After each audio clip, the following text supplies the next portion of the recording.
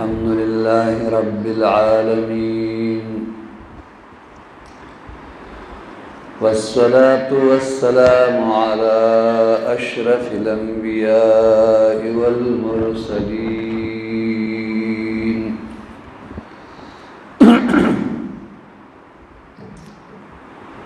وعلى آله وأصحابه أجمعين.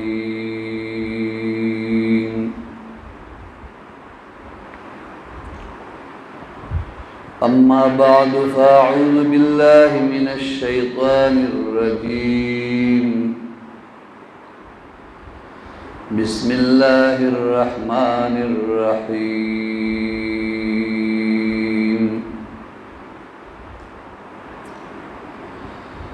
تلك الدار الآخرة نجعلها للذين لا يريدون علوا في الأرض ولا فسادا والعاقبة للمتقين.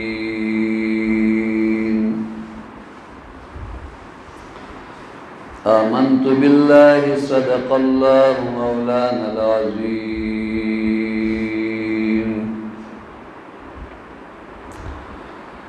إن الله وملائكته يصلون على النبي يا أيها الذين آمنوا صلوا عليه وسلموا تسليما.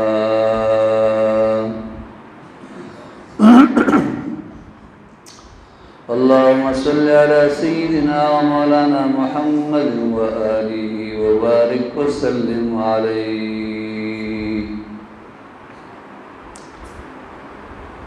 صلاة وسلاما عليك يا سيدي يا رسول الله وعلى آلك وأصحابك يا سيدي يا حبيب الله.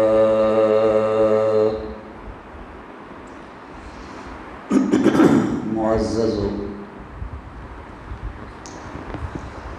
حاضرین کرامو، مشرانو، کشرانو، خواص و عوامو،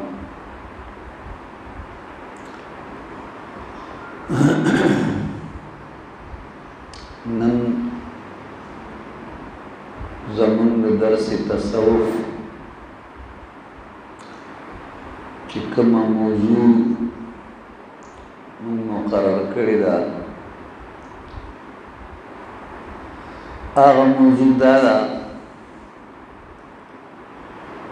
چې تصوف یو خاموش ایمانی تحریک دی. تصوف یو خاموش ایمانی تحریک دی.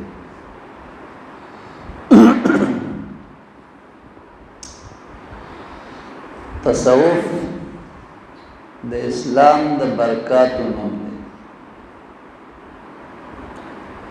او تصوف د اسلامی تعلیماتو یو شعبه ده. یقیناً کوم یو کس چې سپلی ګنډي هغه ته موچي وایي. که د هغه نه د یوې هیرې په باره کې تپوس وکړي نو د هغه جواب به د حقیقت ترجمان نه وي، ولې چې د هیرې شناخت موچي نشي کولی، د هغې شناخت زرګر او جوهري ته وي چې د هغې سره د هغې یو مضبوط او مربوط تعلق. تصوف چونکې د قرآن او سنت یو عملی تعبیر دی، کوم وخت نه چې دین اسلام دی د هغه وخت نه د تصوف برکات هم موجود. کوم خلکو چې د هغې رڼا محسوس کا نو هغه رڼا ورته حاصله شو او د هغې په نور سره د هغوی د زړونو د معرفت غنچې ګلونه شو. هغه خلق دا ښودلی شي چې تصوف څه ته وایي. تاسو لږ غوندې دې ته متوجه شئ، انشاءالله د دې نه به ډېرې ډېرې فایدې حاصلې.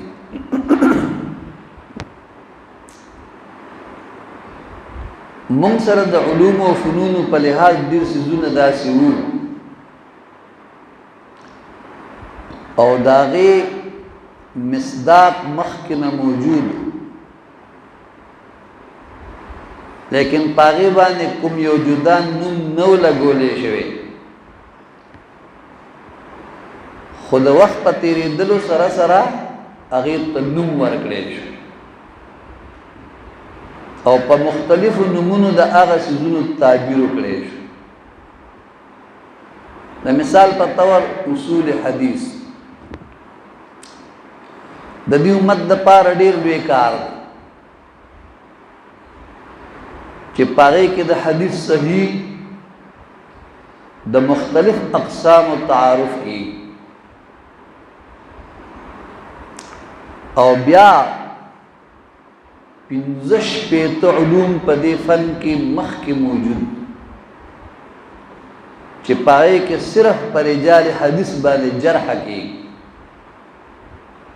او د کوټه او کره پہچان پکې کیږي. اوس هغه 15 شپېته علوم او په هغې کې دننه لیکلي شوي په سلونو جلدونو باندې مشتمل کتابونه دا ټول کوم د وحی په شکل کې نازل شوي نه دي، حقیقت مخکې نه موجود وو، لیکن نوم ورته زمانې په تېرېدو سره سره ورکړی شو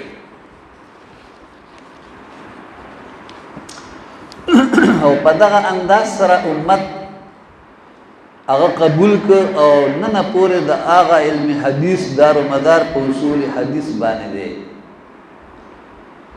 او اصول حدیث کوم یو الهامي یا رالیږلې شوې ضابطه نه ده، بلکې د دې امت زرخیز سینې وي او معطر سوچونه و د هغوی جوړې شوې ضابطې دي چې په هغې سره د کره او کوټه پہچان کیږي. لکه څرنګه چې حدیث وړاندې وو خو نوم وروسته ورکړی شو. اوس حدیث مرفوع دی او حدیث مقطوع دی، داسې قسمونه بیانېږي نو دا نومونه د امت افرادو لګولي. که څوک دا وغواړي چې د اصحاب کرامو مبارکانو اصطلاحات د رایج وي نو هغه خو په نظر هم نه راځي، دا ټول اصطلاحات وروسته جوړ شوي، لیکن چې د کومو څیزونو نومونه وروسته وضع کړی شوي دي هغه مخکې هم موجودو. دغه حقیقت د دې نه تعبیر کولی شي چې هغه حقیقت مخکې په صحابه کرامو کې موجودو، لیکن د هغوی د زمانې د تېرېدو نه وروسته د خلکو د ضرورت پیش نظر مختلف نومونه ورکړی شول او د فقه په لحاظ سره چې څومره اقسام دي یا د علم تفسیر په لحاظ سره چې څومره اقسام او ضابطې دي ټولې همدارنګې دي.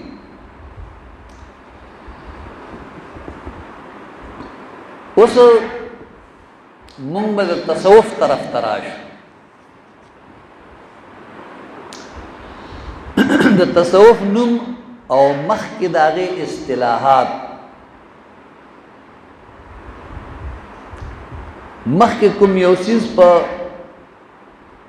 زهد سره تعبیر کېده هغې ته به تصوف ته به زهد وي، تقوا سره تعبیر کېده، احسان سره تعبیر کېده، دا نومونه ورته مخکې ورکړی شوي، لیکن په مرور د زمانې سره بیا ورته نوم د تصوف ورکړی شي، د تصوف نوم ورته ورکړی شي او بیا د تصوف دپاره مخکې ډېرې شعبې جوړې شي او مختلف اقسام جوړ شو. په دې لحاظ سره په هغې کې دومره څه بعد نشته چې په هغې بنیاد باندې کوم یو کس د هغې نه انکار وکړي چې ګنې د دې نه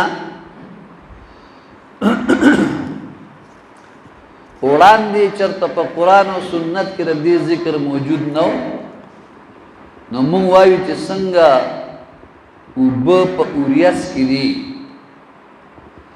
بیا هم یو حقیقت، او که باران ته جوړ شي بیا هم یو حقیقت، او که تالاب ترې جوړ شي بیا هم یو حقیقت دی. او دا په حقیقت کې هغه دی چې د هغې نوم کله اوریز وي، کله باران وي، کله سمندر وي، کله دریاب وي، خو حقیقت یې یو دی. ګورئ دغه حقیقت ته چې نبی کریم صلی الله علیه وسلم یعنی توجه ورکا او صحابه کرامو ته دغه حقیقت ورکا، نو دا چې مخکې دویم سټیټ ته ورسېد نو نوم یې تصوف وګرځېد، نوم یې تصوف وګرځېد.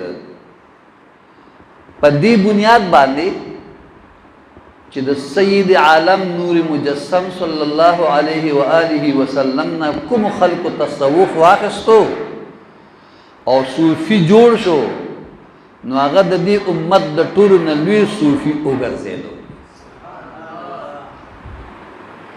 او د ټولو نه لوی ولي وګرځېدو. او دا د هغوی امتیاز دی چې هغوی ته د هفتو او میاشتو او کالونو د مجاهداتو په وجه دغه مقامات نه دي ملو شوي، بلکې د محبوب علیه الصلاة والسلام مبارک د چهره انور په یو دیدار مبارک سره هغوی ته دغه سعادت ملو شوی. چې یو نظر د کرم د بحر نبوت په هغوی باندې وشو، نو د هغوی د ذهنونو څوارلس طبقونه منور او روښانه وګرځول. او هغه مقامات چې په ډېرو ریاضتونو باندې خلکو ته ملاویږي، الله پاک جل مجده هغه خلکو ته د محبوب علیه السلام په یو نظر مبارک باندې یعنی هغه مقامات نصیب کو، هغې په هغې باندې فایز وګرځېد. دا اوس ډېره لازمه شوه چې هغه خلق کوم خلقو ته چې الله تعالی جل جلاله د نبی کریم صلی الله علیه وسلم د محبت او د صحبت زهد عطا کړی و، اوس هغوی د دغه څیزونو یعنی هغوی ته د دغه څیزونو ضرورت نه و چې هغوی ته یې باقاعده تعلیم ورکړی وي. او لیکن چې کله د دنیا اثر زیات شو او ماده پرستی زور ولګولو، نو د هغې په مقابله کې چې کوم پاور او طاقت و د هغه ماده پرستی غبار یې لرې کو او بیا یې د خلکو زړونه صفا او سوتره وګرځول. نو هغه پاور او طاقت چې دی که نه د هغې تعبیر په تصوف سره وکړی شي. لہذا تاسو دې خبرې ته لږ غوندې متوجه شئ چې تصوف یوه تقوا، تصوف یوه پرهیزګاري، تصوف یو تقدس، تصوف د زړه یوه رڼا، تصوف د سوچ یو بهار، تصوف د انساني فکر د نور نه ډک انګڼ، او تصوف د روح طهارت، او تصوف د یو انسان د زړه نه خیرې لرې کول او هغه د جلوو مرکز جوړول، او تصوف یو طرب، تصوف یو تجلی، تصوف یو خوشبو، تصوف یو رڼا او چمک دمک، او تصوف یو زندگی، او تصوف یو بنده لره د خپل رب سره د ملاقات یو طریقه تعبیر کړلی شوه. دې ته تصوف وایي. تصوف د خلکو په خیال کې به خوش عمل ښکاري، دا خوش عمل نه دی. دې ته که مونږ په جوور نظر باندې وګورو نو مونږ په حقیقت باندې د تصوف پیش، خو ستاسو توجه به ورته ډېره ضروري وي. د دې وجې نه د نن ورځې په دې موضوع کې د قرآن او سنت چې کوم حقیقتونه دي د هغې د پوهې دپاره د تصوف دا حیثیت پیژندل لازم دی.